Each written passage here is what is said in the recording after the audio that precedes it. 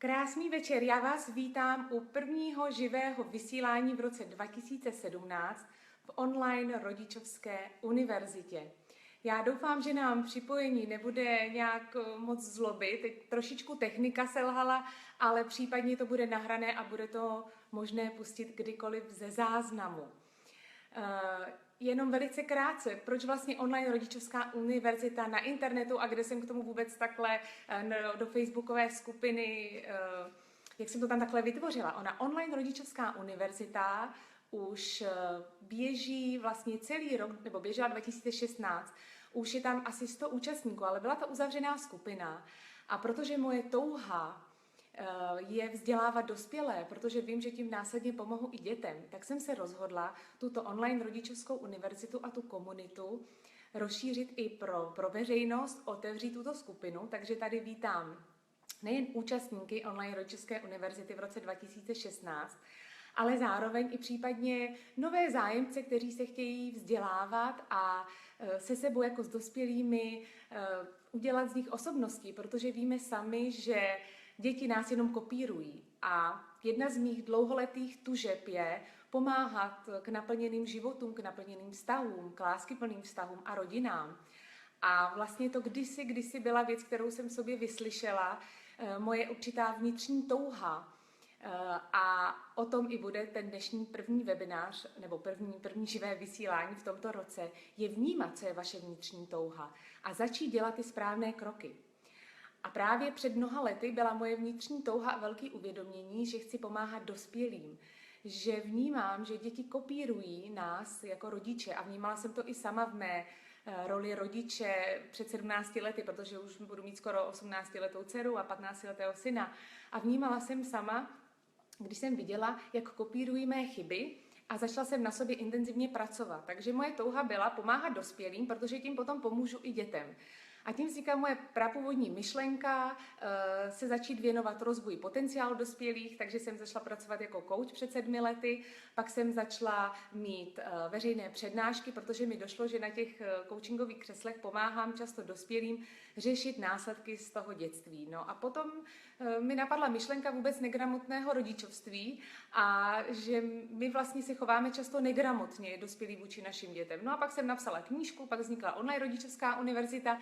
A tím, že jsem cítila, když jsem se na konci vlastně minulého roku, v roce 2016, se sebou zastavovala a říkala jsem si, jaký dělat nejlepší kroky v roce 2016. Co to vlastně je, aby ten rok pro mě byl naplněný. Tak nejvíc, co jsem cítila moji vnitřní touhu, je maximálně šířit to moje poznání, ty mé zkušenosti z coachingového křesla, ty mé poznatky, které samozřejmě sdílím s vámi na seminářích, ale cítila jsem, že se s váma chci mnohem víc propojit a udělat to takovou intenzivnější formou. Tak jsem právě zvolila toto online živé vysílání, které poběží každý týden. Chtěla bych vás vyzvat, pište mi náměty na témata, která vás budou zajímat z této oblasti vzdělávání rodičů. Protože pokud my začneme pracovat včas na sobě, tak pomůžeme tím nejen sobě, našim vztahům, našim láskyplným rodinám, ale následně právě nejvíc našim dětem. Takže tato online rodičovská univerzita totiž není tolik o výchově dětí, ale o výchově nás rodičů a bude to právě o nás. O tom, jak začít u sebe, jak mít láskyplný vztah k sobě. Téma na příští týden mám zrovna už připravené na toto živé vysílání, jak se nezapomenout v roli rodiče, jak se nezapomenout v roli mámy a myslet právě i na sebe. Takže těmito tématy chci tuto online rodičovskou univerzitu a toto živé vysílání naplňovat. Mít tady i různé hosty. I dneska tady mám jednoho hosta, kterého vám za chviličku představím a šířit s vámi tyto témata a vzájemně vlastně s váma i můžete mi psát i dokonce komentáře tady pro toto živé vysílání, takhle milu, protože mi tam můžete dávat i nějaké svoje konkrétní komentáře, náměty a třeba případně i dotazy. Takže půjdeme rovnou k dnešnímu tématu, jak nepromarnit nadcházející rok. Dneska máme 5. ledna, takže máme před sebou ještě 360 dní. To je docela dost, ale zároveň, pokud si včas neuvědomíte, co je důležitý pro vás v tom nadcházejícím roce a nezačnete dělat případně i ty konkrétní kroky, tak ho skutečně můžete promarnit. A když jsem se na toto vysílání připravovala, tak jsem si přesně uvědomovala, které ty nejzásadnější kroky byly i pro mě důležité. A teď já je tady s vámi takhle budu sdílet. A jedna z věcí je právě uvědomit si, co jsou ty moje vnitřní touhy. Připravit si k tomu určitou cestu a začít dělat konkrétní kroky. Víte, ono se řekne předsevzetí, ale jaký jsem měla plno předsevzetí a byly to třeba naučit se anglicky, nebo zhubnout, nebo začít běhat, ale uvědomila jsem si jednu důležitou věc, že ty předsevzetí, které jsem si dávala, tak to byly spíš takový biče, co bych měla, co se musí, takže jsem se s tím spíš bičovala, nutila jsem se do toho, no a potom ty předsevzetí většinou šly vniveč. Plno lidí si dává předsevzetí, hele, přestanu kouřit. No jenomže, když si neuvědomí, co je tím hnacím motorem, nebo proč vůbec tu danou činnost, třeba, že si vemu tu cigaretu, proč do té činnosti vůbec jdu, jestli to je skutečně moje vnitřní touha a co mě k tomu celkově vede, tak když mi tam tenhle ten čistý, zdravý motiv nemáme a nevidíme vlastně ten celkový smysl a důvod, no tak vlastně to naše předsevzetí za chvilku dojde vniveč. Tudíž je základ vnímat tu touhu, co chci v tom roce, jestli chci být zdravá, jestli chci mít krásnou postavu a skutečně to vnímat jako nějakou i moji vnitřní touhu, jestli chci tím třeba druhého inspirovat, jestli chci být hezká pro sebe, zdravá pro sebe a nejenom dělat ty případné aktivity pro ostatní, zhubnout, protože partner mě chce mít štíhlejší, přestat kouřit, protože to partnerovi vadí. Ale všechny tyhle ty různý předsevzetí většinou právě nedopadnou, protože my s nima nejsme vnitřně stotožnění. Tudíž, jak skutečně nepromarnit následující rok, je o tom, abyste si napsali, udělali si na to svůj čas na sebe. Vemte si, řekněte si, že třeba do poloviny ledna si na tom svém plánu na ten následující rok skutečně poctivě zapracujete. Protože když si na to teď uděláte svůj čas, tak budete mít pořád ještě 360 dní na to si ty jednotlivý kroky a k tomu naplnění na konci toho roku dojít. Takže si to nemusíte všechno zvládnout dneska, nemusí to být hned zítra, dejte si třeba do poloviny ledna na to svůj čas. Uvědomte si vnitřní touhy. Pak si napište svoji konkrétní cestu. Takže já, když už jsem vám zmínila na začátku, moje vnitřní touha je sdílet s vámi intenzivně všechno moje poznání, všechny poznatky, které skutečně z toho coachingového křesla, z přednášek, mám je i v knížce, ale je to plno i dennodenních mých zkušeností s klienty, chci předávat dál, tak aby jsme byli pro naše děti těmi nejlepšími rodiči. Tak tuhletu moji touhu jsem si potom předala do konkrétní cesty. A třeba i tohle vysílání, živé vysílání. Další cesta je, že mám tým koučů a s nimi budu pomáhat rozvíjet potenciál dospělých, že budu mít semináře a začít dělat ty konkrétní kroky. Ale i ty konkrétní kroky v těch jednotlivých dnech. To znamená, vnímám, že to je i práce sama na sobě, že to je další vzdělávání a jsou to věci, které ale mě musí vnitřně naplňovat. Takže potom si třeba můžete pořídit nějaký diář. Já vím, že třeba jsem si zvolila takový pěkný, ten mě zase vás musí motivovat, inspirovat. A do toho diáře, když si napíšete ten váš cíl na ten rok, tak pak už je třeba zítra 6. ledna, já už si tam třeba napíšu ty nějaké moje konkrétní kroky, které v té mé hlavní tužbě budu zítra následně dělat. Takže vím, že zítra budu připravovat nějaký další článek, vím, že chci připravit pro vás post, připravit další téma, tak abych skutečně vnímala, že ta moje touha má nějakou konkrétní cestu, vychází ze mě, cítím to, že mě to dává vlastní smysl, že mi to dává vnitřní naplnění a že začnu k té tužbě dělat konkrétní kroky. To předsevzetí můžete vzít jako kroky k té mé cestě, k tomu naplnění v tom mém roce. Protože další důležitá věc je si právě uvědomit, co mě naplňuje. Protože pokud jste stávající rodič nebo jste budoucí rodič, to je vlastně úplně jedno. Nebo jste prostě partner svého partnera nebo člověk, kolega ve svých kolegů na pracovišti. Když my všichni budeme naplnění tím, že děláme, co nám dává smysl, tak nejen, že budeme šťastný rodič a tím budou naše děti šťastní, ale i my sami budeme naplnění jako lidi a budeme se usmívat a budeme spokojení. A nebudeme očekávat, že nás bude naplňovat partner a že nás bude naplňovat přítomnost našich dětí a že nás musí naplnit pochvala šéfa nebo hezký počasí a budeme vlastně závislí na okolí. Takže to naplnění vnitřní bude vycházet z toho, když budete následovat vaše vnitřní touhy. To je takový jednoduchý klíč, který vás povede k tomu, že se vy budete cítit se sebou spokojení a budete vlastně činit i tu příjemnou a tu smysluplnost i pro lidi okolo vás.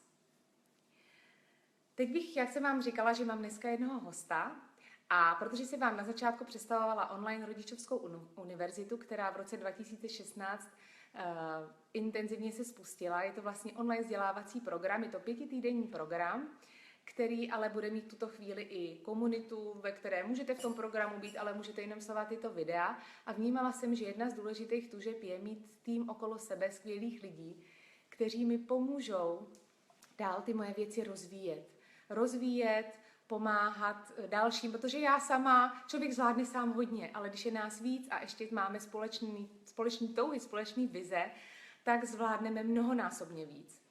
A jedna z mých vlastně kouček, jsem měla první školu koučů teď na podzim a mám tam skvělé 4 profesionálky, které už mohou pomáhat dalším, tak jedna tu vám teď představím, jestli můžu představit Petru Jiráskovou, tak se mi vlastně...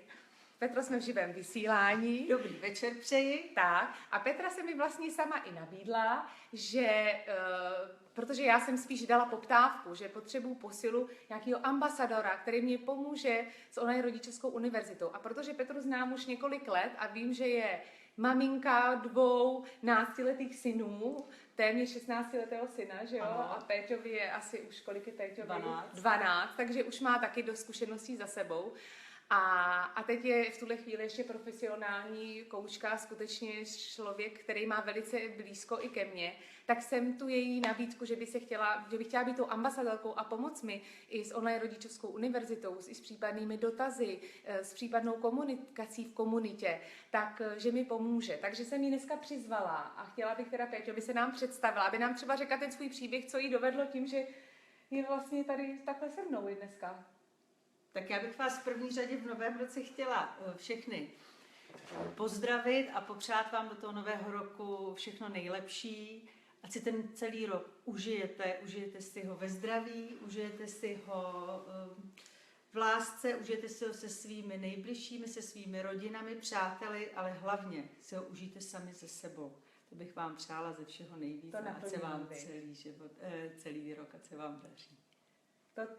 To je to naplnění, jak jsem říkala. Přesně, taky to cítíš stejně. Přesně, jak jsi o tom mluvila, tak jsem říkala, že já chci vlastně říct něco hodně podobného. Napojte se sami na sebe, naskočte na vlastní vlnu a jděte jí. No, skvělý. No a Péťo, teď mi řekni, jak ty jsi se vlastně k tomu projektu a vůbec k tomuhle dostal, nebo že ti to iniciovalo se do toho vpustit a být teda i tou ambasadorkou a pomoct mi vlastně šířit to vzdělávání takhle intenzivně. Tak já už Lucky projekt sleduju od začátku, její projekt Negramotného rodiče a teď vlastně máš online rodičovskou univerzitu a od začátku mi ta myšlenka přijde smysluplná, prostě i jako rodiči, i jako vlastně v souvislosti s mojí profesí teď a i vlastně s tím, že jsem leta pracovala ve školce. Mě vlastně, já vám musím říct jeden takový příběh a to je přesně, když jsem se s Péťou někdy možná, je to 2 roky zpátky, tak jsme povídali a ona pracovala ve školce jako paní učitelka. Ano. A úplně, protože já jsem vždycky cítila, že pomáhat dětem je zbytečný a teď to nechci, aby to vyznělo nějak špatně, ale protože když já nepomůžu dětem, teda když pomůžu dětem, že pomáhat dětem je zbytečný, pokud přijdou potom domů a ten rodič vlastně na ně působí nějak destruktivně. Takže jsem cítila, že když budu pomáhat dospělým, tak to bude automaticky dětem. A tenkrát mi vlastně úplně jsme se shodli v tom, že Péťa říkala, teda já působím, přišla ze školky úplně vytočená a říkala, já tam se snažím dělat svoji práci, snažím se ty děti něco naučit a teď tam přijde ten rodič, je vyzvednout, viď? A úplně jiný dítě, o 180 stupňů vlastně tam celý den strávíte s jiným dítětem a najednou si ho vyzvedávají rodiče a vyzvedávají si úplně jiné dítě, než vy jste tam měli celý den. A si mám úplně z toho vytočená, říká si, no to je úplně zbytečná práce. Přesně, je to jako až jako smutný, vlastně vás to nemůže naplnit, protože vy ani jako pedagog jako nemáte úplně možnost samozřejmě zasahovat nějak do té výchovy, to je úplně nemyslitelný.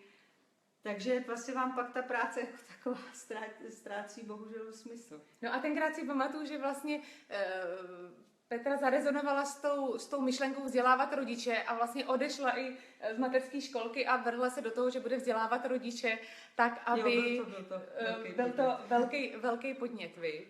No určitě. A teď ještě mi řekni, ještě mě něco zajímavého bys nám řekla o sobě? No o sobě jaký jsou tvoje tužby, jaký ty máš rok vlastně? My se totiž bavíme, jak nepromarnit rok. Jak ty máš touhy, aby si nepromarnila ten následující rok? Tento rok já cítím jako obrovský rok pro mě, pro svůj rozvoj. Vlastně začínám úplně nové věci, začínám úplně v jiném nastavení a musím říct, že se na něj hodně těším. A řeknu vám, až na konci roku vám řeknu, jestli mi to všechno vyšlo tak, jak to být mělo. Ale doufám, že jsem připravená, mám svoje touhy, mám svoji cestu. Jo, poslouchala jsi teda tady, ano, jo. Děláš i kroky? Už děláš kroky? A dělám hlavně už kroky. Na to, že vlastně máme 5. ledna, tak víceméně už jsem začala dělat kroky hned. A vlastně i dnešek je jeden z tvých kroků naplňovat služby. No. Ano. Skvělý. Tak já moc děkuju Péti, že přijala pozvání.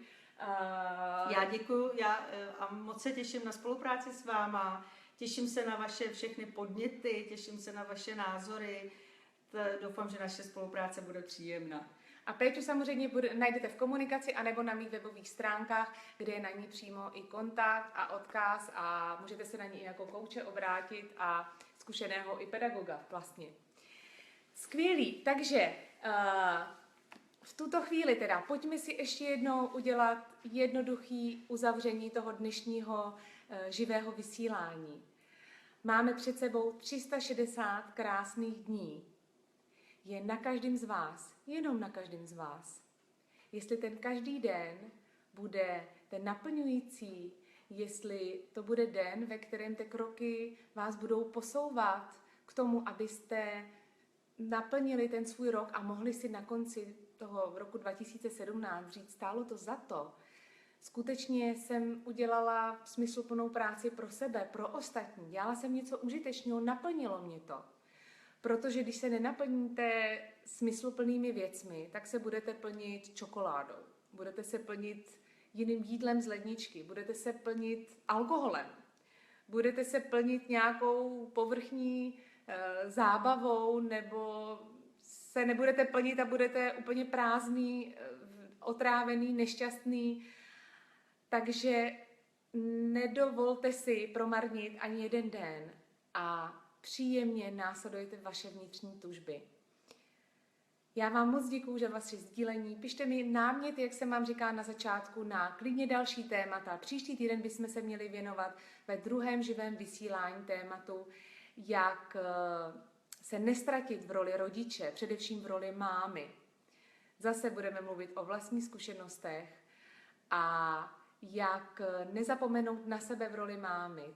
Takže to bude téma příštího týdne, ale klidně mi pište i vaše náměty, nějaká další témata, která byste chtěli v online rodičovské univerzitě v následujících týdnech sdílet a já se nesmírně těším na naši společnou cestu a postupné kroky, kterými dojdeme skutečně ke gramotnému rodičovství. Děkuji, mějte krásný večer a zase se těším příští týden ve čtvrtek ve 20:15 živě. Na viděnou.